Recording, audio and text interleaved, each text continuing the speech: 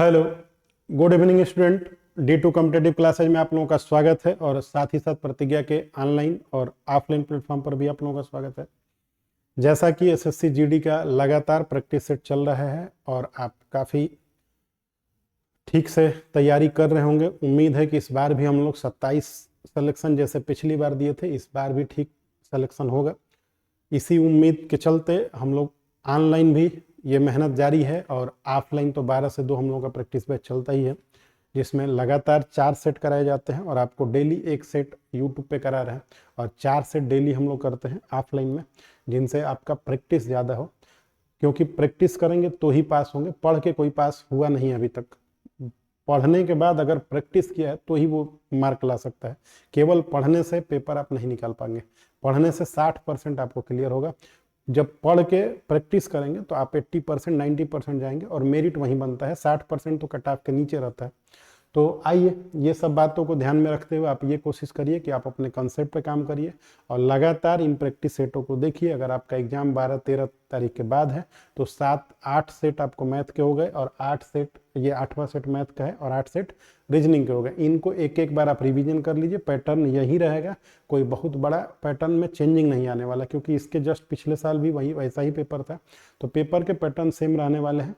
बस आपको इनको कम टाइम में और कंसेप्ट को समझते हुए कोशिश करना है कि लगाएं। प्रैक्टिस करेंगे तभी आप बढ़िया स्कोर कर पाएंगे और रिजल्ट में नाम आ पाएगा।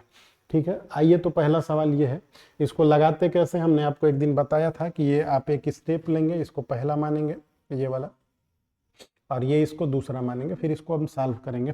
तो देखिए, या तो आप ऐसे ही कर लीजिए। देखिए, हम यहीं से कर देते हैं। 4 तियां 12 और 1 13, 13/4 हुआ है। फिर से सुनिए, 4 तियां 12 और 1 13, 13/4 हुआ है। तो ये ऊपर जाके 4/13 हो गया ना। 4 तियां 12 और 1 13/4, तो 13/4 तो पलटेगा तो 4/13, 4/13 तो 13 एकम में 13 और 4, 13 एकम में 13 और 4 17, 17/13 तो पलट के जाएगा तो 13/17। तो ये आपका आया 2 बराबर x प्लस 13/17 आया। अब x की वैल्यू बतानी है, तो x की वैल्यू बतानी है तो ये इधर आ जाएगा 2 माइनस 13/17, तो 17 दूनी 34, 34 माइनस 13/17 यही हो जाएगा। 17 दूनी 34 हो जाएगा ये। तो ये हो गया आपका 4 में से 3 गया 1 और 3 में से 1 गया 2, 21/17। तो ये आपका आंसर हो जाएगा 21/17। ये आसान सा एक सवाल था। आप फिर से ना हो तो एक बार देख लीजिए, अगर आपको डाउट कहीं होता है तो कैसे करते हैं। 4 तियां 12 और 1 13/4 था। 13/4 को पलटेंगे तो 4/13, 13 के में 13 और 4 17, 17/13 तो पलटेगा तो 13/17। वहीं 13/17 हम इधर लिखे थे और इसको लगाएं। तो आइए अगले क्वेश्चन पे चला जाए। 2 नंबर पे कह रहे किसी वृत्ताकार पार्क के चारों ओर एक समान चौड़ाई का एक पथ बना हुआ है। इस वृत्ताकार पथ की आंतरिक और बाहरी परिधियों का अंतर जो है 132 मीटर है। इसकी चौड़ाई बताइए। ठीक है, तो इसकी चौड़ाई आपको बतानी है। तो देखिए कैसे बोल रहा है ये। बोल ये रहा है कि एक जैसे ये सर्किल टाइप का है, फिर इसके अंदर भी एक सर्किल टाइप का रास्ता है ना, ये ऐसे करके। देखिए हम इसको बना देते हैं ऐसे पकड़ के। थोड़ा सा आ जाओ इधर। हाँ, ये आपका रास्ता है। ठीक है, हल्का सा और हो जाए। हाँ ठीक है, चलिए। कह रहे किसी वृत्ताकार पार्क के चारों ओर समान चौड़ाई का एक पथ बना हुआ है। तो ये एक वृत्ताकार पार्क है। अब इस पार्क को थोड़ा सा हम कलर चेंज कर देते हैं पार्क का।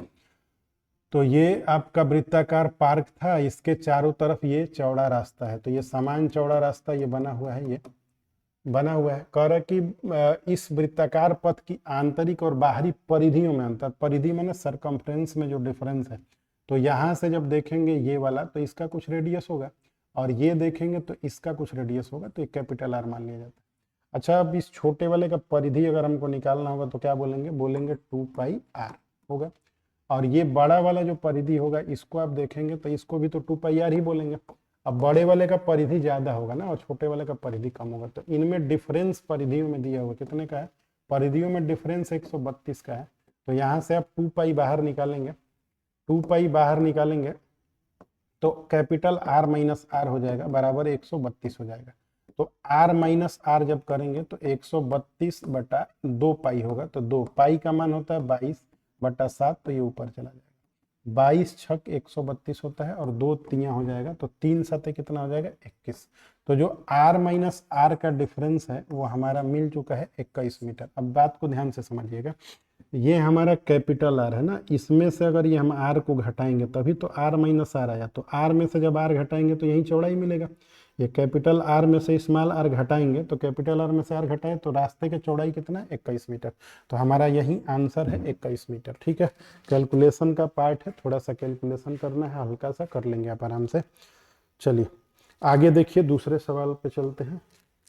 आइए, ये आप बोल रहे हैं किसी समचतुर्भुज का जो परिमाप है वो 40 मीटर और उसका ऊंचाई जो है वो 5 मीटर है, इसका क्षेत्रफल बताइए। तो आप आराम से बता लेंगे, आपको क्षेत्रफल समचतुर्भुज जगह का जो वीडियो है आप देख लेंगे, इसी प्लेलिस्ट में नीचे पड़ेगा आपको।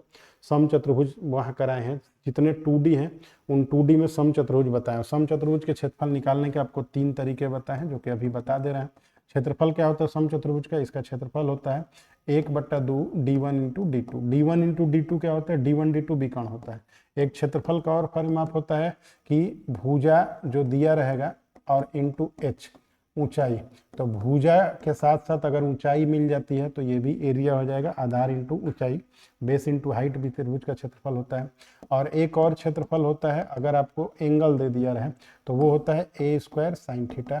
ये 3 तरीके से एरिया बताए हैं, बाकी उस जो वीडियो है उसमें डिटेल में इन सब तरह के सवाल भी आपको कराए हैं, तो वहां से आप देख सकते हैं। ठीक है, अब देखिए क्या बोल रहा है, एक किसी समचतुर्भुज का परिमाप 40 है। तो समचतुर्भुज आपको पता है कि चारों साइड उसके बराबर होते हैं। समचतुर्भुज ऐसा होता है इनके चारों साइड क्या होते हैं, बराबर। तो ये भी a, ये भी a, ये भी a, ये भी a। तो ये 4a का मान दिया है, परिमाप दिया है, 4a का मान 40 है, तो a का मान निकालेंगे तो 40/4 आ जाएगा, तो वो कितना आ जाएगा 10। मतलब ये साइड आपको 10 मिल गया, ये भी आपको 10 मिल गया, ये भी आपको 10 मिल गया और ये भी आपको 10 मिल गया। अब इसकी ऊंचाई 5 मीटर है, अगर यहाँ से इसकी हाइट को नापे हम तो हाइट हमारा कितना है 5 है। तो अभी क्षेत्रफल का फार्मूला जानते हैं कि क्षेत्रफल क्या होता है, बेस इंटू हाइट, भुजा इंटू ऊंचाई। तो भुजा हमारा कितना है 10 और हाइट कितना है 5, तो 10 × 5 = 50, तो 50 वर्ग मीटर इसका आंसर हो जाएगा। ये ऑप्शन नंबर तीसरे का 2 हो जाएगा। क्लियर है, तीसरे का 2। चलिए अब आ जाइए इस पे, तीसरे का 2 हो गया। 4 नंबर पे आ जाइए, पीछे आ जाइए। 4 नंबर सवाल क्या बोल रहा है, तो 4 नंबर सवाल बोल रहा है कि किसी व्यक्ति ने एक पुरानी टाइप मशीन 1200 रुपये में खरीदी और उसकी मरम्मत पर 200 रुपये की व्यय की। तो देखिए क्या कर रहा है, टाइप मशीन खरीद रहा है 1200 रुपये में, तो आपने 1200 रुपये का खरीद के लाया, प्लस उस पर 200 रुपया मरम्मत के लिए लगा दिया, तो 12 और 2 कितना हो गया 1400 रुपया। आपने जो कुल खर्चा किया या कुल खरीदारी आपकी जो पड़ी वो वास्तव में तो पड़ी 1400 रुपये की। 1400 के सामान को उसने उठा के बेच दिया 1680 रुपये में, तो फायदा तो हो गया भाई, इसको बेचा ये 1680 में तो फायदा हो जाएगा। फायदा इसको 280 रुपये का हो गया। हमसे लाभ प्रतिशत पूछ रहा है, तो लाभ प्रतिशत क्या होता है, लाभ प्रतिशत ये होता है कि लाभ बटा में क्रय मूल्य। क्रय कितना था हमारा 1400 और गुणे कितना करना है 100, तो ये दोनों जीरो से दोनों जीरो कट गया, 14 दूनी 28, हमें लाभ कितना परसेंट हो गया 20%। लाभ प्रतिशत होता है लाभ बटा क्रय इंटू 100, तो लाभ हमारा जितना था इसको कर दिए, तो आंसर हमारा 20%। तो 4 का पहला आंसर, 4 नंबर का पहला आंसर है। आ जाइए 5वें पे। कह रहा है कि 800 मीटर लंबी रेलगाड़ी 78 किलोमीटर प्रति घंटा की चाल से चल रही है, यदि वह किसी सुरंग को 1 मिनट में पार कर जाती है तो सुरंग की लंबाई बताइए। थोड़ा सा ध्यान से समझिएगा, हल्का सा समझने लायक सवाल है। ये एक सुरंग है, इसी सुरंग को एक ट्रेन यहाँ से पार करना चाहती है। तो ट्रेन जब भी एक किसी सुरंग को पार करती है या प्लेटफॉर्म को पार करती है या अपनी ही लंबाई की ट्रेन को पार करती है या किसी और लंबाई की ट्रेन को पार करती है, तो जब भी उसको पार करेगी ना तो उसको चलना पड़ेगा। कितना चलना पड़ेगा, पहले तो खुद की लंबाई चलना पड़ेगा और फिर सुरंग की लंबाई चलना पड़ेगा, तब वो पार करेगी। देखिए आप इसी को समझिए, अभी ये ट्रेन यहाँ से चलना अगर शुरू करे तो ये किसकी लंबाई चल रही है, ये सुरंग की लंबाई चली। तो अभी तक जो चली ट्रेन, यहाँ पे इसका सर आ गया तो कितना चल के आई सुरंग की लंबाई। अब खुद को पार करेगी धीरे धीरे इसमें से, तो और कितना चलना पड़ेगा खुद की लंबाई को। इसका मतलब दूरी जो होता है वो ट्रेन की लंबाई प्लस सुरंग की लंबाई होगा। तो ट्रेन का लंबाई हमको दिया है 800 मीटर और सुरंग की लंबाई को हम टी मान लेते हैं या इसको मान लेते हैं कि एल है। आप एल मान लीजिए और आसान रहेगा। तो हमने सुरंग की लंबाई को एल मान लिया, तो ये सुरंग की लंबाई एल हो गया। तो दूरी जो उसको तय करना पड़ेगा ट्रेन को, वो 800 एल तय करना पड़ेगा। अब इसका चाल हमको दिया हुआ है, चाल हमको मिला है 78 kilometre per hour, 78 kilometre per hour, ठीक है। और ये हमने किस में माना हुआ है, मीटर में। अब हमसे कह रहा है कि 1 मिनट में पार कर जाती है, तो समय भी आपको दिया हुआ है, समय आपका 1 मिनट है। हम 1 मिनट को किस में बना लेंगे, सेकंड में। क्यों बना लेंगे, क्योंकि हमारा आंसर मीटर पर सेकंड में आ जाए तो आसानी से चेंज करने में दिक्कत नहीं होगा। अब देखिए हमको पूछ रहा है कि सुरंग की लंबाई, लंबाई माने दूरी, दूरी बराबर क्या होता है, तो दूरी बराबर होता है चाल गुणे समय, दूरी बराबर होता है चाल गुणे समय। अब बात को समझिएगा, चाल हमारा कितना भाई, चाल ये है, और समय कितना है, ये है। तो अब हम यही लिखेंगे, दूरी बराबर क्या लिखेंगे, चाल गुणे समय। चाल हमारा 78 किलोमीटर पर आवर है, और चाल गुणे समय कितना हमारा, रुकिए दूरी बराबर लिख दें, दूरी हमारा है 800 प्लस एल बराबर चाल गुणे समय। तो ये 78 और गुणे समय कितना है 60। अब यहाँ गलती क्या होगा वो समझिए, ये मीटर में है और ये सेकंड में है, और ये किसमें, किलोमीटर पर आवर में। तो किलोमीटर पर आवर को हमको मीटर पर सेकंड में चेंज करना पड़ेगा। मीटर पर सेकंड में चेंज करने के लिए क्या करते हैं, 5/18। आप ध्यान से समझेंगे तो मीटर पर सेकंड, ये सेकंड इस सेकंड से कटेगा तो ये भी मीटर और ये भी मीटर। अब आप इसको कटा सकते हैं ना, 6 से कटा लीजिए, 6 तियाँ 18, और यहाँ से 6 एकम में 6 और 6 तियाँ 18, ठीक है। 3 से कटा दीजिए, 3 दूनी 6, यहाँ गुणा करेंगे तो 20 × 5 = 100 और ये 1300 हो गया, तो 1300 हो गया। और तब एल 800 प्लस एल बराबर हो गया 1300, तो एल बराबर निकालेंगे तो इधर से उधर जाएगा तो घट जाएगा, तो 1300 में से 500, 800 जाके घटेगा तो 500, तो सुरंग की लंबाई जो है वो कितनी है, 500 मीटर।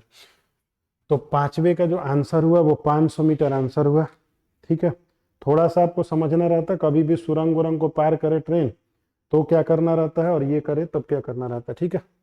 आ जाइए 9 नंबर क्वेश्चन पे, सॉरी 4 नंबर पे। किसी नगर की वर्तमान जनसंख्या 1,80,000 है, यदि इसमें 10% वार्षिक दर से वृद्धि होती है तो 2 वर्ष बाद उसकी जनसंख्या क्या हो जाएगी। तो आप ऐसे निकाल लेंगे आराम से। ये नगर की जनसंख्या 18,00040 है, 10% से बढ़ रही है, तो 10% क्या होता है, 110/100 हो गया। 10% बढ़ गया तो 100 में 10 जोड़ दिए तो 110/100, 2 बार ये प्रोसेस हो रहा है, तब फिर से 110/100 कर देंगे, बस यही हमारा आंसर हो जाएगा। 4 जीरो है तो ये 2 जीरो से ये 2 जीरो कट गया, 2 जीरो से 2 जीरो कट गया, ये 1800 हो गया इंटू 11 और 11 121 हो गया ना, 11 11 121। यहाँ पे 2 जीरो तो हमारा आएगा ही आएगा। अब हम 18 से इसमें मल्टीप्लाई करेंगे, 18 एकम में 18 तो 8 लगा है, किनारे 8 चाहिए, कई जगह 8 है तो गुणा करना पड़ेगा। 18 एकम में 18 का 8, 1 लगा, 18 दूनी 36 और 1 37, फिर 3 लगाया, 18 एकम में 18 और 3 21, तो ये आपका आंसर हो गया 21,78,00। तो 21,78,00 ये आंसर है, तो 6 का तीसरा आंसर हो गया। तो 6 का 3 है, क्लियर है भाई। चलिए 6 का 3। आ जाइए 7 नंबर पे। 24 विद्यार्थियों कक्षा का औसत भार 35 किलोग्राम है, यदि शिक्षक का भार भी सम्मिलित कर लिया जाए तो औसत भार 400 ग्राम बढ़ जाता है, शिक्षक का भार बताइए। तो ये आप डायरेक्ट लगा सकते हैं। फिलहाल हम आपको 2 तरीके बता देते हैं, एक तो आसान तरीका बता देते हैं, एक लंबा तरीका। लंबा तरीका लगाएंगे तो थोड़ा दिक्कत होगा आपको कैलकुलेशन करने में, क्योंकि पेपर में टाइम नहीं रहता। आपको भी पता है 80 क्वेश्चन 60 मिनट में करने हैं, तो आपको 60 तरीका सीखना पड़ेगा। तो फिलहाल हम आपको दोनों तरीका बताएंगे। 24 विद्यार्थियों की कक्षा का औसत भार कितना है, 35 किलोग्राम। तो ये 24 लोग हैं, 2400 पे कितना कितना लिखा है, 35 35 लिखा हुआ है, ऐसा बात है ना। 24 विद्यार्थी है, 2400 पे 35 35 लिखा है। एक जैसे ही शिक्षक इसमें आता है तो 400 ग्राम बढ़ जाता है, इसका मतलब 2400 पे 400 ग्राम बढ़ेगा, और शिक्षक के आते ही जो औसत होगा वो 35.400 ग्राम हो जाएगा ना, ऐसा 35.4 हो जाएगा। मतलब ये 400 ग्राम हम लिख रहे हैं, ऐसा समझिए 35.4 kg हो जाएगा। रुकिए और समझ लीजिए इसको, 35.4 kg हो जाएगा कि नहीं, सबका 35.4 kg हो गया, लेकिन 24 से 4 बढ़ा होगा तो 24 चौके 9600 ग्राम ये हो जाएगा। अब आप इसको जोड़ देंगे तो आंसर आ जाएगा। तो 35.400 और यहाँ पे आपका 9600 ये ग्राम ही है, तो इसको भी हम ग्राम ही में सबको बदल लेते हैं ताकि आपको और आसानी से समझ में आ जाए।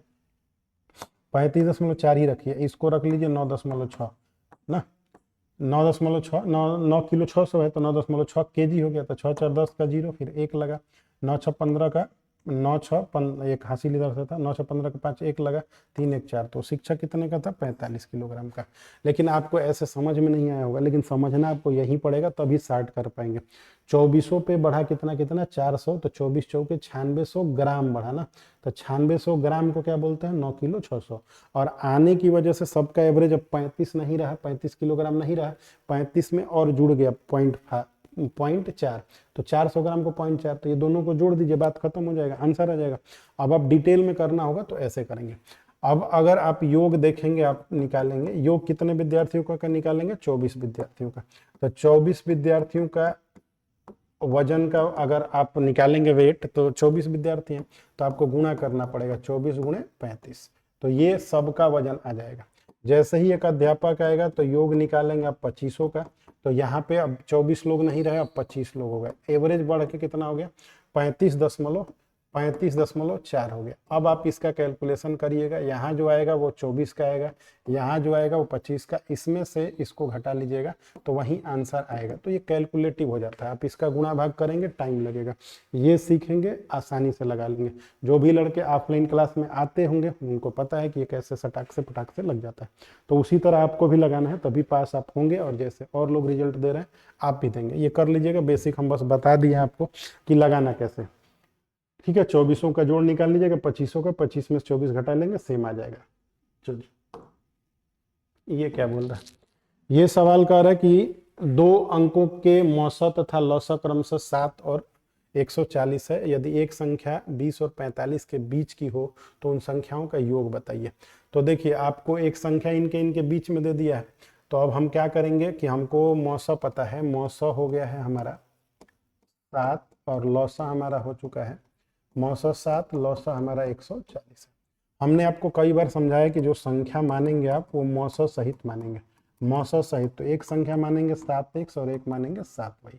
अब आप जानते होंगे कि पहली संख्या गुणे दूसरी संख्या बराबर लौसा गुणे मौसा, ऐसा पढ़े होंगे और ऐसा कई बार आपको बता दिए। पीछे के प्रैक्टिस सेट को देखेंगे तो भी आप कर लेंगे, पहली संख्या गुणे दूसरी संख्या बराबर लौसा गुणे मौसा। ये 7 से 7 कट गया, इधर कटाएंगे तो x इंटू वाई जो हो जाएगा 7 दूनी 14, ये कट रहा है ना, तो 20 हो जाएगा। इसका मतलब अब यहाँ पे हमको ऐसा मल्टीप्लाई करना रहता है कि दोनों का मल्टीप्लीकेशन तो 20 है, लेकिन दोनों का मौसा क्या आ जाए 1 आ जाए, क्योंकि वो सभाज्य संख्या लेना रहता है, को प्राइम नंबर लेना रहता है। तो अब हम पेयर बनाएंगे तो 1 और 20 का आएगा, इन दोनों का हम आपस में गुणा करेंगे तो क्या आ जाएगा 20 आ जाएगा। यहाँ पे 4 और 5 लेंगे तो 4 5 20, इनका मौसा कितना है 1, इनका भी मौसा 1। लेकिन अगर आप 2 दाम में 20 लेंगे ना तो इनका मौसा 1 नहीं आएगा 2, तो ये पेयर पॉसिबल नहीं है। अब हमसे कह रहे हैं कि एक संख्या 20 और 45 के बीच की है, जब 20 और 45 के बीच की है ना एक संख्या, तो अगर आप x की वैल्यू यहाँ 1 रखेंगे तो देखिए संख्या यहाँ 7x आप माने थे, तो x की वैल्यू 1 रखेंगे तो 7 आ जाएगा, तो वो तो 20 45 के इधर आ गया। समझिए ठीक से, x का मान 1 हो गया, ये x का मान 1 हो गया, y का मान 20 हो गया, तो अगर 1 रखेंगे तो 7 आ जाएगा। संख्या तो 20 और 45 के बीच है, तो 7 आएगा तो पीछे आ गया, तो इसका मतलब ये पेयर भी आपको नहीं लेना है। अब ये पेयर x का लेंगे y का लेंगे, तो एक हो जाएगा 7 चौके 28 और एक हो जाएगा 7 पचे 35। तो संख्या का जोड़ पूछ रहा है, तो जोड़ हमको निकालना होगा। इसका मतलब ये पूछना चाह रहा है, जोड़ हमसे पूछ रहा है, तो जोड़ पूछ रहा है मतलब 7x प्लस 7y पूछना चाह रहा है, तो 7 हम इधर से कॉमन ले लेंगे तो हम x प्लस वाई खाली बता देंगे, तो 7 हो गया। या इतना ज़्यादा दिमाग मत लगाइए ना, नंबर ही लिख दे रहे हैं ताकि आपको कंफ्यूजन ना, फालतू में दिमाग लगाएंगे। 7x हो जाएगा, x का वैल्यू 4 ले लीजिए, तो 4 लेंगे तो 7 चौके कितना हो जाएगा 28, तो 7 चौके 28। y का मान 5 ले लीजिए, तो 7 पचे 35। अब इनको आपस में आप जोड़ दीजिए, 8 5 13 का 3, फिर 1 लगा, 3 2 5 1 6, तो इनका जोड़ कितना आ जाएगा 63। तो ये आपका 8वें का आंसर हो जाएगा 63। क्लियर है, 8वें का आंसर आपका 63 हो गया। चलिए 9वां नंबर देखिए, 9 नंबर, पिता की वर्तमान आयु अपने पुत्र की आयु के 3 गुने से 3 बरस अधिक है, 3 गुने से 3 बरस अधिक है, तो आपको बोले हैं कि वर्तमान में ही सब कुछ माना जाता है। प्रेजेंट में फादर का एज f है और बेटे का जो है वो b मान ले रहा है, b से बेटा, s मानेंगे ना तो सन मानेंगे तो s लिखेंगे तो 5 की तरह दिखता है, तो कई जगह कंफ्यूजन हो जाता है, इसलिए हम b से बेटा मान लेते हैं। तो हमने प्रेजेंट में बाप और बेटा का मान लिया। कह रहा है पिता की वर्तमान आयु, जो फादर की वर्तमान आयु है, ये पिता की जो वर्तमान आयु है पुत्र की आयु के 3 गुने से 3 बरस अधिक है। पुत्र की आयु के 3 गुने से, तो ये 3 से गुना कर दिए, इसी से 3 बरस अधिक है। तो एफ, ये आपका एक इक्वेशन रेडी हो गया है। फिर से सुन लीजिए क्या बोला गया था, जो पिता की आयु है पुत्र की आयु के 3 गुने से 3 बरस अधिक है। तो ये फादर की निकल गई। 3 बरस के बाद, तो जब भी आपको ऐड करना होगा 3 बरस इन्हीं में जोड़ना पड़ेगा, और दोनों में ही जोड़ना पड़ता है, क्योंकि बाप भी 3 साल बढ़ेगा, बेटा भी 3 साल बढ़ेगा, ये ध्यान रखना है। तो एफ प्लस इधर भी क्या रख लेना है आपको 3, इधर भी आपको क्या रख लेना है बी प्लस 3। तो बी प्लस 3 और एफ प्लस 3, ये दोनों हो गया। कह रहे कि 3 बरस के बाद पिता की आयु, 3 बरस बाद, ये जोड़ दिए दोनों में, 3 बरस बाद जो पिता की आयु है पुत्र की आयु के 2 गुने, तो पुत्र की आयु के 2 गुने से 10 बरस अधिक है, तो 2 गुने से 10 बरस अधिक है, हो गया। अब आपको क्या करना है, पिता की आयु बताना है, तो कोई एक डाटा आप उठा के पुट कर देंगे। जैसे हमें पता है कि एफ बराबर कितना होता है, एफ बराबर होता है 3b प्लस 3, तो हम एफ के जगह पे रख देंगे 3b प्लस 3, और ये 3 पहले से है, ये एफ के जगह वाला है ना, ये वाला जो है वो एफ के जगह वाला, एफ के जगह पे 3b प्लस 3 और ये 3, अब ये मल्टीप्लाई कर दीजिए, 2b प्लस 2 तिया 6 और ये 10 16, देखिए 2 तिया 6, तो 6 और ये वाला 10, तो 10 और 6 16। अब यहाँ 3 भी है, उधर 2 भी है, तो इधर लेके आएंगे तो खाली b हो जाएगा। इधर से ये जो 6 है उधर जाएगा तो घट जाएगा, 16 में से 6 तो 10 हो जाएगा। तो बेटा का जो वर्तमान आयु है वो 10 साल है। आपसे बेटा का नहीं पूछा गया था, पूछा गया था कि पिता का वर्तमान आयु बताइए। तो पिता का, तो यहाँ पिता निकल जाएंगे, 10 तिया 30, 30 और 3 33, तो पापा जो है इसके कौ साल के हैं 33 साल के, तो इसका मान हो जाएगा 33 साल। ठीक है, 9 नंबर का। आ जाइए 10 नंबर क्वेश्चन पे। अब 10 नंबर क्वेश्चन है कि तीन संख्याएं जो परस्पर तीन संख्याएं जो है परस्पर असहभाज्य हैं, इस प्रकार है कि प्रथम 2 का गुणनफल 551 है और अंतिम 2 का गुणनफल 1073 है। तीनों संख्याओं का योग बताइए। तो देखिए थोड़ा ध्यान से समझिएगा, प्रथम 2, ये 3 संख्याएं मान लीजिए ए बी और सी है, तो प्रथम 2 का गुणनफल करेंगे ए और बी का, तो वो आएगा 551, और अंतिम 2 का जब गुणा करेंगे बी और सी का, तो वो आएगा कितना 1073। आप अब एक चीज देख रहे होंगे कि बी इस संख्या में भी है, बी इसमें भी है, तो बी दोनों में है, तो वो बी को हम कैसे निकाल लेंगे। तो आपको मौसा इसीलिए सिखाया जाता है क्योंकि मौसा जो एक संख्या होती है, मौसा का मतलब होता है मिले सब में, मौसा मिले सब में, तो दोनों में मिलेगा तो मौसा निकाल देंगे। जब भी आपको ऐसा दिखे तो मौसा। अच्छा, मौसा ये टेढ़ा सा नंबर है, तो जब भी बड़ा सा नंबर आपको दिखे तो आप इसका मौसा भाग विधि से निकालेंगे। जैसे 1073 को आप भाग कर देंगे किससे, 551 से, तो 551 से भाग करेंगे तो ये एक बार जाएगा, 2 बार तो जाएगा नहीं, क्योंकि 5 दूनी 10, 1100 हो जाएगा, तो एक बार गया तो हमारा कितना हो जाएगा 551, तो 551 हो गया। 3 में से 1 गया 2 हो गया, 7 में से 5 गया 2 हो गया, 10 में से 5 गया 5, 522। फिर इस 522 से किस में भाग दे दिया जाता है, इस 551 में, एक ही बार जाएगा। ये लिखने में बड़ा होता है, बाकी ऐसे छोटा होता है ना, 11 में से 2 गया ना, 4 में से 2 गया 2, ये 29 हो गया। आगे बढ़ेंगे, 522 आपको दिख रहा है, सॉरी 522 ना, ये 522 है, 522 को अब भाग देंगे तो 29 दूनी 58, तो ये लगभग अब जाएगा आपका ज़्यादा बार ना, क्योंकि कहीं गलती तो नहीं कर दी, 522 एक ही बार तो गया, 11 में 2 गया ना, ठीक है, एक ही बार लेके जाइए, पहले डायरेक्ट मत लेके जाइए। 29 हो गया, 12 में से 9 गया 3 हो गया, और ये हो गया 12, 4 में से 2 2 हो गया, यहाँ पे आ गया आपका 2, 232 हो गया। अब एक बार और 290 अगर लेके जाते हैं तो ये तो ज़्यादा हो जाएगा, और 2 3 तो लगभग आप 7 बार लेके जाइए, 7 9 63 और 6 लगा, 7 दूनी 14 और 6, 14 और 6 तो आ जाएगा 7 बार लेके जाइए, 7 9 63 का 3, फिर 6 लगा, 7 दूनी 14, 6 कितना हो जाएगा 20, तो यहाँ पे 12 में से 3 गया 9, और ये हो गया 3, 39 आ गया। इसका मतलब 8 बार जा रहा था, 8 बार लेके चले जाइए, 8 बार लेके जाइए। 8 9 72 का 2, अरे क्या कर रहे थे, ये तो दिख रहा था साफ साफ, 8 9 72 का 2, फिर 7 लगा, 8 दूनी 16 और 7 तो 23 हो गया। तो इसका मतलब ये पूरा पूरा कट गया। इसका मतलब जानते हैं क्या हुआ, इसका मतलब हुआ कि 29 इसका मौसा हुआ, ये जब कट जाता है तो 29 अगर मौसा, इसका मतलब 29 इसमें भी छिपा है और 29 इसमें भी छिपा है, दोनों में छिपा हुआ है, मतलब 29 यहाँ भी है और 29 यहाँ भी है। तो आप कैसे अब निकालेंगे, अब आपको पता है देखिए इसको थोड़ा समझिएगा, छोटा सा बात है ये, थोड़ा इसको और छोटा कर देते हैं, देखिए और इधर कर देते हैं।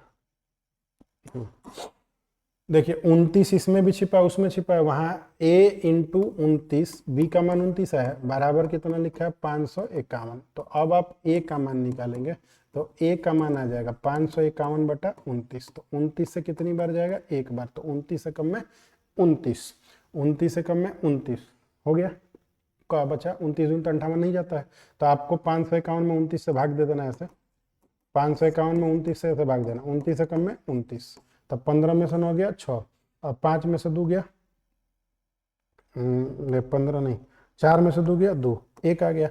अब लगभग 9 बढ़ जाएगा, 9 9 81 का 1, 8 लगा, 9 दूनी 18, 18 और 8 कितना होता है 26। इसका मतलब ये हुआ कि 19 बार ये गया था ना, तो आपको दिख गया कि ये 19 बार गया था, तो आपको ए का मान मिल गया। ए का मान कितना मिल गया 19, और बी का मान अभी हम लोग निकाले थे कितना आ गया था 29, क्योंकि यही दोनों में छुपा था, बी ही दोनों में छुपा था, तो बी दोनों में छुपा था तो 29 निकल गया। अब हम यहाँ से निकाल लेंगे, बी का मान अभी हमको पता है 29 है, और सी का मान यहाँ पे दोनों को मल्टीप्लाई करके 1073।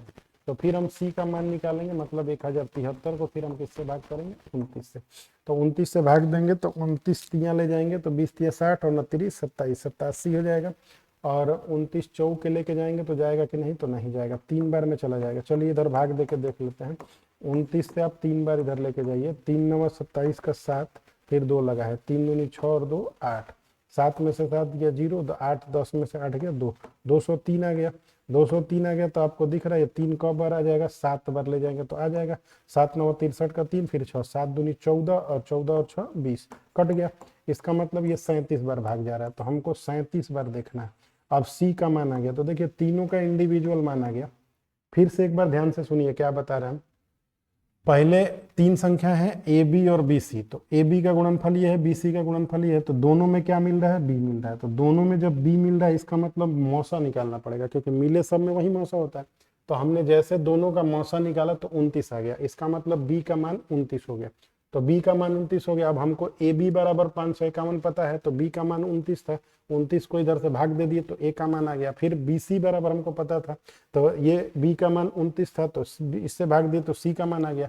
तो देखिए ए का मान आ गया आपको कितना 19, ए का मान 19, बी का मान 29 आप निकाले ही थे, सी का मान। अब पूछ रहा है कि इनका जोड़ बता दिए, तो ये आपको पता है कि ए का मान 19, बी का मान 29 और सी का मान कितना निकाले थे 37। जोड़ना है 9 7 16 का 9 9 18 और 2 20 5 25, 5 आ गया, तो 5 दो जगह है, 9 9 18 18 7 25, 5 2 लगा है, 2 और 3 5 2 7 और 7 1 8, तो आंसर कितना आ जाएगा 85।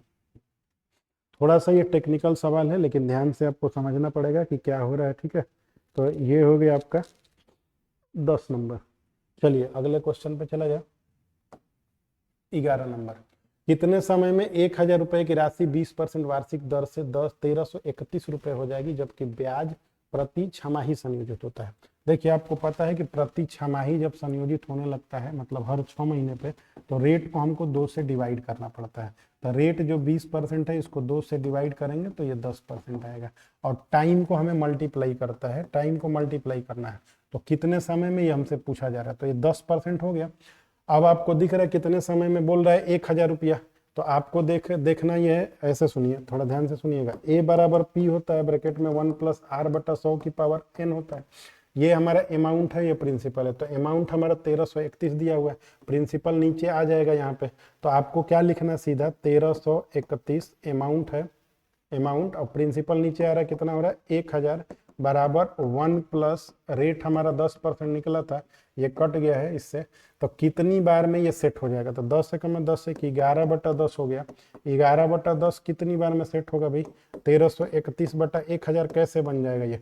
तो आपको भी पता है जब n का मान अगर हम 3 रखेंगे तो 11 11 में 131 हो जाएगा, और 10 दाम में 100 दाम में 1000 हो जाएगा। तो n का मान 3 आएगा। लेकिन अब यहाँ भी आप गलती कर देंगे, अगर 3 कहीं कर देते हो तो दिया नहीं है, 3 कर देते तो गलती हो जाएगा। ये जो 3 आया है ये 3 छमाही है, 3 छमाही, क्योंकि ये रेट किस में कन्वर्ट हो चुका है, छमाही में। तो 3 छमाही को क्या बोलेंगे, 3 छमाही में कितना, 3 को 6 महीने में कितना बरस होता है, 1.5 बरस। तो आंसर आपका कितना आएगा, 1.5 बरस। बात क्लियर है। रेट को हमेशा आपको आधा करना होता है 10%, और फिर ये आप ऐसे लगा लीजिएगा, प्रिंसिपल इधर जाएगा, अमाउंट बटा पी और ऐसे सेट कर लेंगे तो आ जाएगा कितनी बार में जाता है। और भी तरीका है, ये आसान तरीका, इसी से आप लगाइए फिलहाल के लिए। जो स्टूडेंट क्लास में रहते हैं ऑफलाइन में, उनमें और भी तरीके से बताते हैं, फिलहाल आप इसी तरह करके चलिए। किसी राशि पर 4% वार्षिक ब्याज की दर से 2 वर्षों के साधारण ब्याज और चक्रवृद्धि ब्याज का अंतर 1 रुपया है, जबकि ब्याज प्रति वर्ष संयोजित होता है, वह धनराशि बताइए। तो आप आराम से बता लेंगे धनराशि। क्या बताए थे, जब भी आपको 2 बरस का अंतर दिया रहे तो आपको क्या करना रहता है, वो 4% को पहले हम लोग सीधा करेंगे। सीधा करने का मतलब हम बोलते हैं 4/100। 4/100 माने 1/25 हो गया, कटा दिए ऊपर नीचे, 4 एकम में 4, ये कट गया। और ये 25 का आपको स्क्वायर कर देना होता है। 25 का स्क्वायर कितना होता है, 625। अब हमारा माना हुआ धन यही हो गया, तो माना हुआ धन हमारा 625 हो गया। अब टेबल हमको बनाना है 2 साल का, तो 625 का 1/25 निकालेंगे, तब ये कटाएंगे इसको 625 को 25 से, तो 25 आएगा। फिर आगे वाला भी 25 आएगा। फिर ये 25 का 1/25 निकालेंगे, तो 25 से 25 कट जाएगा, तो कितना आ जाएगा, 1। अब आपको ये बताए होंगे कई बार कि ये क्या दिखा रहा है, साधारण ब्याज। ये टोटल क्या है, ये टोटल 25 25 1, ये चक्रवृद्धि ब्याज। ये किसको दिखाता है, अंतर को। और सवाल में भी बोला जा रहा है कि 1 ही रुपए का अंतर है, तो 1 का मान ही 1 है। तो जब 1 का मान 1 है, तो जो माना हुआ धन है वही धन है, 625 ही 625 है। तो आंसर आपका कितना हो जाएगा, 625। तो वह धनराशि बताना था, तो वो धनराशि 625 होगी।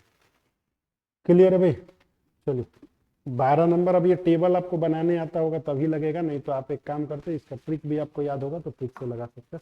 ट्रिक हम नहीं बताते क्योंकि आप भूल जाएंगे। टेबल से हम हर तरह का सवाल चक्रवृद्धि ब्याज में मैक्सिमम 90% कवर हो जाता है खाली टेबल से। तो वो टेबल हम आपको सिखाएंगे, एक वीडियो लाएंगे जिसमें आपको खाली वो टेबल बनाना ही सिखाएंगे, जिसमें आप आराम से जब भी कभी दिक्कत हो तो वो देख लेंगे।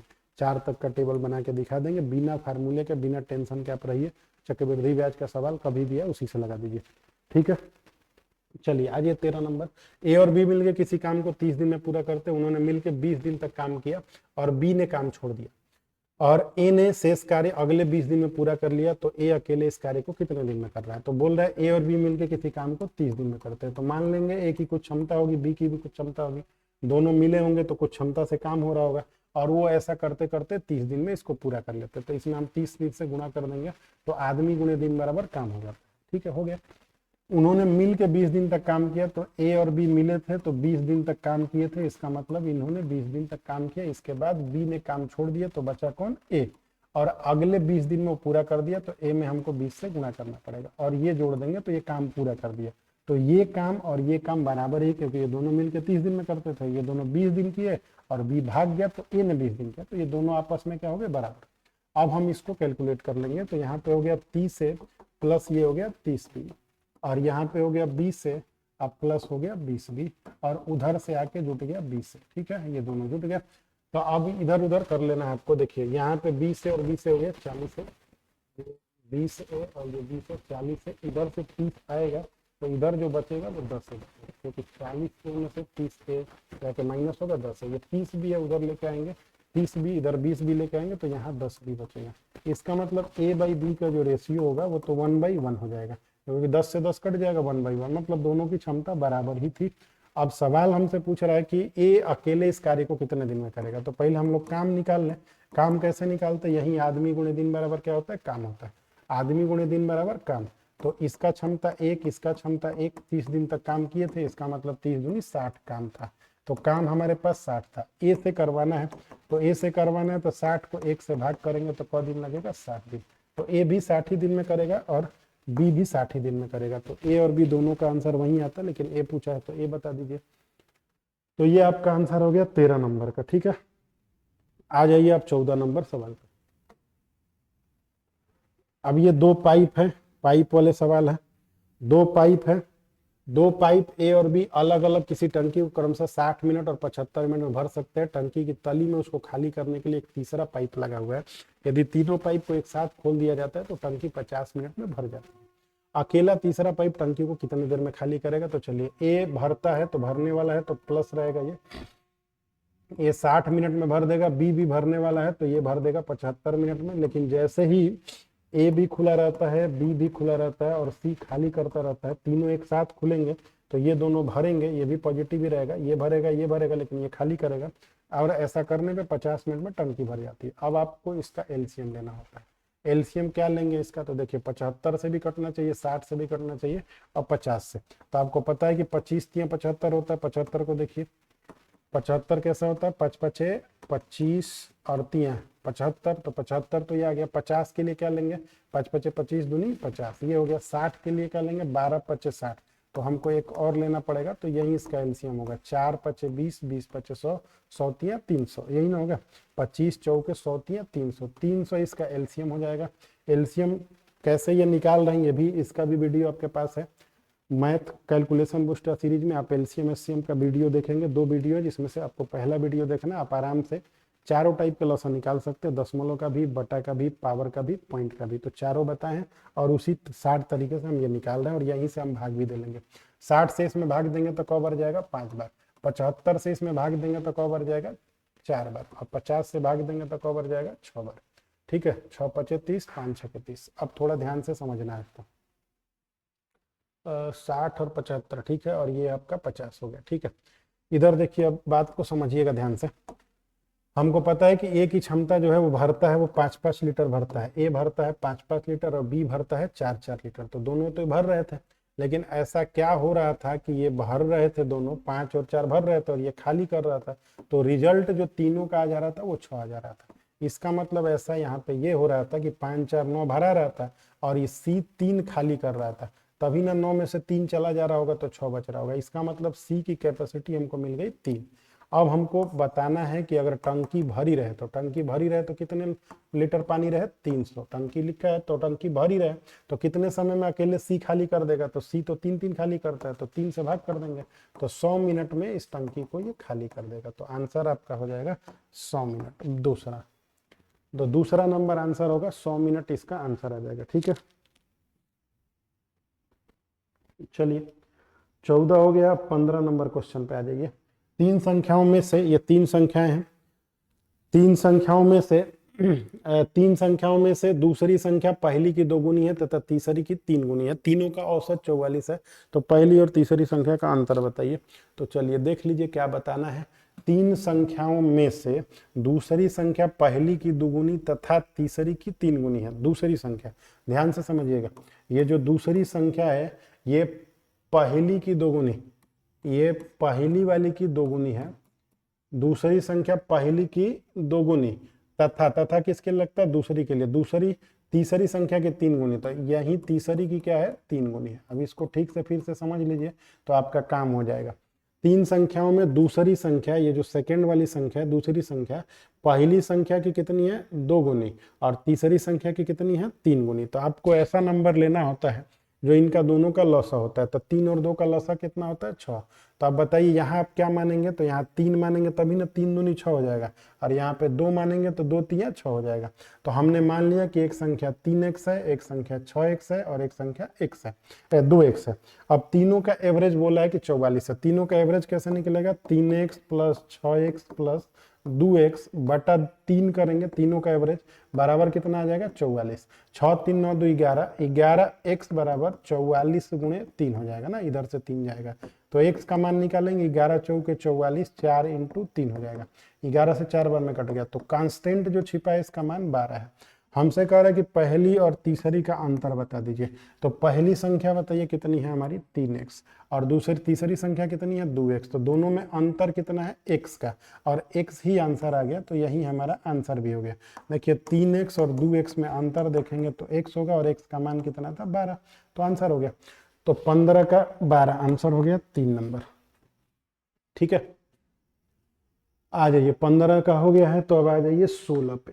16 नंबर सवाल है, किसी वस्तु का जो अंकित मूल्य है, किसी वस्तु का जो अंकित मूल्य है 500 रुपए है, वह 20% और 10% के 2 क्रमिक बट्टों पर बेची जाती है। उस वस्तु का विक्रय मूल्य क्या है। तो चलिए देख लीजिए, 500 रुपया आपने यहाँ छाप के रखा हुआ है MRP, एक डिस्काउंट दे दिया 20 का, तो जब 20 छोड़ दिए होंगे तो कितना बचा होगा, 80 बचा होगा। यही ना आप उससे लेंगे, लेकिन फिर एक और डिस्काउंट दे दिए 10% का, तो कितना बचा, 90। तो फिर आप यही लेंगे, तो दोनों 4 जीरो से 4 जीरो कट गया। अब इसको आप गुणा करेंगे, 5 8 40 और 4 9 36, तो 360 रुपये आ जाएगा। तो जो 360 रुपये आप उससे ले रहे होंगे विक्रय मूल्य ना, एक बार 20 का छोड़ दिए थे, एक बार 10 का छोड़ दिए थे, तो एक लाइन का ये सवाल था, इसमें ज़्यादा दिमाग नहीं लगाना था। चलिए 17 नंबर कर, यदि ए की आय का 60% बी की आय के 75% के बराबर हो। देखिए कह रहा है कि ए की आय का जो 60% है वो बी की आय के 75% के बराबर है। तो हम माने हैं कि ए की आय ए ही है तो ए का 60% और बी की आय बी ही है तो बी का 75% आपस में क्या है, बराबर है। तो ये तो दोनों कट गया। अब आप ए बाई बी अगर निकालेंगे, ए बाई बी, तो 75 उधर ही रह जाएगा, 60 इधर से जाएगा, तो 60 गया, तो 15 पाँचे 75 और 15 चौके 60, तो ये 5/4 हो गया। तो ए की वैल्यू आपकी कितनी हो गई, 5, और बी की वैल्यू कितनी हो गई, 4। क्लियर है।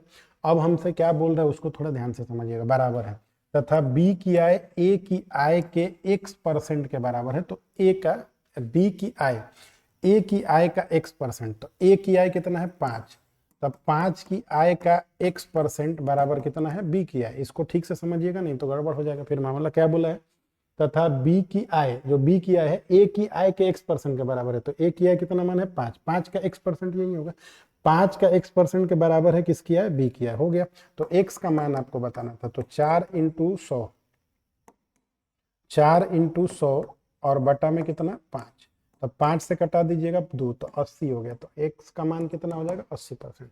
तो ये आंसर हो गया 3 नंबर। तो 17 का जो ऑप्शन है, 17 का ऑप्शन 3 हो गया। ठीक है, आ जाइए अब 18 नंबर। 18 नंबर देखिए सवाल क्या बोल रहा है। 18, किसी कमरे के 15 मीटर 17 सेंटीमीटर, तब 15 मीटर 17 सेंटीमीटर लंबे तथा 9 मीटर 2 सेंटीमीटर चौड़े फर्श पर लगाई जा सकने वाली वर्गाकार टाइल्सों की न्यूनतम संख्या। थोड़ा ध्यान से सुनिएगा बात को। 15 मीटर 17 सेंटीमीटर, इसका मतलब ये दो यूनिट में है ना। तो हम 15 मीटर को अगर सेंटीमीटर में चेंज करेंगे तो कितना हो जाएगा, 1500 सेंटीमीटर, और 17 सेंटीमीटर, तो कुल मिला के इसको अगर चेंज करेंगे तो 1517 सेंटीमीटर ये हो जाएगा। और ये इधर देखेंगे तो 9 मीटर 2 सेंटीमीटर, तो 902 सेंटीमीटर ये हो जाएगा। 9 मीटर में 900 मीटर और 2 सेंटीमीटर, तो 902 सेंटीमीटर। अब इसको ऐसे निकालेंगे तो ये 1517 और 902, तो ऐसा ही वर्गाकार फर्श है, आयताकार फर्श है ना, कमरे का फर्श है। इस पे आपको न्यूनतम लगाई जा सकने वाली वर्गाकार न्यूनतम संख्या बताना है। तो न्यूनतम संख्या बताना है, इसका मतलब जब बड़ा बड़ा लगाएंगे तभी ना कम संख्या आएगा। जब बड़ा बड़ा लगाएंगे तो कम संख्या आएगा, और थोड़ा छोटा छोटा लगाएंगे तो देखिए ज्यादा संख्या आएगा। देखिए इतने, इसी में 8 गो लग गया, इधर लगाएंगे तो फिर यहाँ भी 8 गो लग गया, इधर लगाएंगे तो इधर भी 8 गो लग गया। इसका मतलब छोटा छोटा लगाएंगे तो ज्यादा लगेगा। अब बड़ा बड़ा लगाएंगे, अगर इतना बड़ा बड़ा लगाते तो 6 ही गो में काम हो जाता कि नहीं हो जाता, इतना बड़ा बड़ा लगाते तो 6 में काम हो जाता। इसका मतलब ये हुआ कि आपको इस सवाल का क्या निकालना होता है, मौसा। मौसा क्यों निकालना होता है, क्योंकि मौसा का मतलब होता है महत्तम समापवर्तक, HCF, हाईएस्ट कॉमन फैक्टर। तो बड़ा से बड़ा फैक्टर लेंगे तो बड़ा बड़ा भुजा का साइज आएगा, इसका मतलब इसका मौसा निकालना है। तो जब भी ऐसा बड़ा नंबर हो तो आप इसको भाग विधि से मौसा निकाल सकते हैं। 1517 और 902, तो भाग कर दीजिए इसको। देखिए अभी संख्या आपको बताना है ना, तो पहले आप मौसा निकाल के देखिए कितना आ रहा है। तो 902 से भाग करेंगे इसमें, तो 902 आ गया है, 7 में से 2 गया 5 हो गया, ये 1 हो गया, 15 में से 9 गया 6 हो गया, फिर आपको 902 हो गया, भाग करेंगे एक बार तो ये 615 हो गया ना। तो 12 में से 5 गया 7, ये 12 में से 5 गया 7, यहाँ पे कितना आ गया, 9 में से 1 गया 8 हो गया ना। 12 तो ये 10 था ना, तो 9 में से 1 8 हो गया, तो 8 में 6 गया 287 हो गया। अब 615 है, तो आप इसको भाग देंगे लगभग 2 बार तो नहीं जाएगा, जाएगा 2 दूनी 4, 8 दूनी 16 चला जाएगा। 2 बार देखिए तो 2 7 14 का 4, फिर 1 लगा है, 2 8 16 और 1 17 का 7, फिर 1 लगा है, 2 दूनी 4 1 5, तो चला गया है। 5 में से 4 गया कि 11 में 7 गया 4, ये 41 आ गया। अब ये देखेंगे तो 287, तो ये 7 बार में सेट हो जाएगा। 7 तक में 7 7 चौके 28, इसका मतलब ये कट गया। कटने का मतलब ये हुआ कि 41 इसका आंसर हुआ। तो 41 सेंटीमीटर साइज का वर्गाकार टाइल्स लगेगा, मतलब 41 का ये लगेगा, 41 का ये, फिर ऐसे ही 41 का ये लगेगा, 41 का ये लगेगा। इसका मतलब अब आपसे पूछ रहा है कि वर्गाकार टाइल्सों की न्यूनतम संख्या बताइए, नंबर कितना होगा। तो आपको अब एरिया को एरिया से डिवाइड करना पड़ता है। ये एरिया है 517 इंटू 902 बटा में इसका भुजा का साइड है ना ये, तो 41 भुजा है, तो एरिया को एरिया से भाग देंगे तब संख्या निकलेगा, तो इसका एरिया निकालना पड़ेगा, तो फिर 41 से भाग देना पड़ेगा। अब 41 से भाग देंगे तो ये 3 बार जाएगा, तो 3 एकम में 3, 3 चौके 12, ठीक है। 1517 को आप भाग देंगे ना 41 से, तो ऐसे भाग दे लीजिए। 41 से देंगे तो 3 बार जाएगा, 3 एकम में 3, 3 चौके 12, 11 में से 3 गया 8, और ये 4 में से 2 गया 2 ना, 4 में से 2 गया, यहाँ पे 7, तो अभी आप देखें तो 7 बार गया था, तो ऊपर आपका कितना हो गया, ये 37, ये 41 से 37 बार में कट गया, ये भी 41 से कट जाएगा, 41 दूनी 82, कितना बचा 8, तो 41 दूनी 82, तो अब 37 × 22 आपका आंसर है। तो आंसर आपका होगा 37 × 22। तो ये हुआ आपका आंसर, कितना हुआ 37 × 22, तो 22 7 54 से 4 हो गया, किनारे बस यही है, तो 814 आपका आंसर हो गया, ठीक है। तो 814 आपका आंसर हो गया। इसको थोड़ा सा समझिएगा, समझने वाला सवाल है। मौसा निकालना पड़ता है तब न्यूनतम संख्या आता है, और संख्या हमसे पूछ लिया तो उसको हमको एरिया को एरिया से डिवाइड करना पड़ता है। और इस 15 मीटर को सेंटीमीटर में बदलेंगे तो 1500 सेंटीमीटर, और 17 तो 1517 हो जाएगा। चलिए 19 नंबर सवाल, यदि 3 पुरुष या 4 महिला किसी खेत को 43 दिन में जोत सकते हैं तो 7 पुरुष और 5 महिला उस खेत को कितने दिन में। इसका भी 60 ट्रिक होता है, लेकिन वो सब एग्जाम में 60 ट्रिक भुला जाता है, ठीक है। तो ऐसे समझिए कि 3 पुरुष से अगर उन खेत को जोतवाएं हैं तो वो 43 दिन लेते हैं, या 4 महिलाओं से उन खेत को जोतवाएं तो 43 दिन लेते हैं। तो अगर 3 पुरुष 43 दिन में जोतेंगे तो 1 पुरुष को देंगे तो वो 43 दिन से ज़्यादा लगेगा, क्योंकि 3 पुरुष जोतने में 43 दिन लेते हैं, तो 1 पुरुष जोतने में 43 दिन से तो ज़्यादा लेगा, तो इसमें मल्टीप्लाई करना पड़ता है ना। तो 1 पुरुष इस काम को, इस खेत को कितने में जोतेगा, 43 × 3, ये ध्यान रखिएगा ना, 43 × 3। 4 महिलाएं ऐसे करती हैं तो 1 महिला कितने में जोतेगी, तो 1 महिला जोतेगी 4 × 43, तो 43 × 4। इसको हम ऐसे ही क्यों लिख रहे हैं, क्योंकि लॉसा लेना आसान हो जाएगा। तो 43 × 3 × 4 हमारा क्या हो जाएगा, लॉसा। 43 × 3 से भाग करेंगे तो 4 आ जाएगा, 43 × 4 से भाग करेंगे तो 3 आ जाएगा। इसका मतलब 1 पुरुष की क्षमता कितनी आ गई, 4, और 1 महिला की क्षमता कितनी आ गई, 3। ये लॉसा लेने का स्टाइल आपको आना चाहिए, और ये बताए हुए वीडियो आप देखिए, वहां देखेंगे तो आपको आएगा, तेज कैलकुलेशन करना पड़ेगा। अब आपसे बोल रहा है कि उसी खेत को, महिलाएं खेत को जोतने में कितना समय लगेंगे, कितने, 7 पुरुष 5 महिला। तो खेत हमारे पास कितना जोतना है, ये वाला, तो 43 × 3 × 4, इसको जोतवाना है कितने लोगों से, 7 पुरुष से। तो आप बताइए 1 पुरुष कितना जोतेगा, 4, तो 7 पुरुष जोतेंगे तो 4 × 7, तो 4 7 28। ये ध्यान रखिएगा ना, कौ पुरुष बोला, 7 पुरुष, तो 1 पुरुष कितना, 4, तो 7 पुरुष कितना, तो 7 चौके 28। 5 महिला, 1 महिला कितना, 3, तो 5 महिला कितना, 5 × 15, तो इसको जोड़ेंगे आप तो 28 और 15 ये 43 होगा, 43 से 43 कट जाएगा, तो 4 × 3 कितना हो जाएगा, 12। तो आंसर इसका कितना आ जाएगा, 12 दिन। कैलकुलेशन आप नहीं करेंगे तो तेज होगा, कैलकुलेशन लगेंगे करने तो टाइम लगेगा। बात क्लियर है। चलिए ये हो चुका है, आ जाइए अब इसके अगले और लास्ट सवाल पे, 20 नंबर पे। कह रहा कि यदि 378 सिक्के 1 रुपये 50 पैसे तथा 25 पैसे के सिक्के के रूप में है, तथा इनके मान इतना के रूप में है, तो 50 पैसे के सिक्कों की संख्या बताइए। इनके मान माने इनका वैल्यू है ना। तो अगर इसको देखेंगे तो ये 13x कर लीजिए, इसको कर लीजिए 11x, और इसको कर लीजिए 7x, ये वैल्यू है। इसको सिक्का में कन्वर्ट करने के लिए इनके संख्या से मल्टीप्लाई करना रहता है। तो 1 रुपये में 1 का कितना सिक्का होता है, 1 ही होता है। बताइए 50 पैसा का कितना सिक्का होगा 1 रुपये में, 2 होगा, और 25 पैसे का कितना सिक्का होगा, 4 होगा। अब इन सब सिक्कों को आपस में आप अगर जोड़ेंगे तो वो बराबर होगा 378 के, ठीक है। इधर गुणा करेंगे तो ये 13x होगा, 11 दूनी 22x होगा, और 7 चौके 28x होगा। इनको जोड़ेंगे तो 378 के बराबर है। अब इसको जोड़ेंगे 28 2 30, 30 20 50 10 60, 63x हो गया। 63x का मान 378 है ना, तो x का मान निकालेंगे तो 378 बटा में 63 हो जाएगा। अब आप इसको इससे भाग देंगे तो ये किनारे देखिए कि 8 कैसे आएगा, 8 कैसे आएगा, तो यहाँ पे क बार जाएगा तो लगभग 5 बार जाता है तो 300 आ जाएगा, 6 बार जाएगा तो काम हो जाएगा। देखिए 36 18 और लगा 1 6 36 1 37, तो क बार गया 6 बार, 3 6 18, तो x का जो कांस्टेंट का मान है वो 6 आ गया। हमसे पूछ रहा 50 पैसे के सिक्कों की संख्या बताइए, तो ये उसका मान था, और ये सिक्कों की संख्या थी ना ये वाली, तो 11x इंटू 2 कितना हो जाएगा 22x। तो आंसर आपका होगा 22 इंटू 6, 22 छक्के 132, तो आंसर होगा 132। तो ये सेशन कैसा लगा आप बताइएगा कमेंट करके, और क्या पढ़ना है वो बताइएगा। एलिगेशन का डिमांड है तो एलिगेशन हम आपको पढ़ाएंगे आगे वाले क्लास में, ठीक है। बाकी आपका जो डिमांड हो वो बताइए, उसको पूरा किया जाएगा और आपको किसी भी हाल में पास कराया जाएगा, ठीक है। तो आज के लिए इतना रहने दिया जाए, धन्यवाद।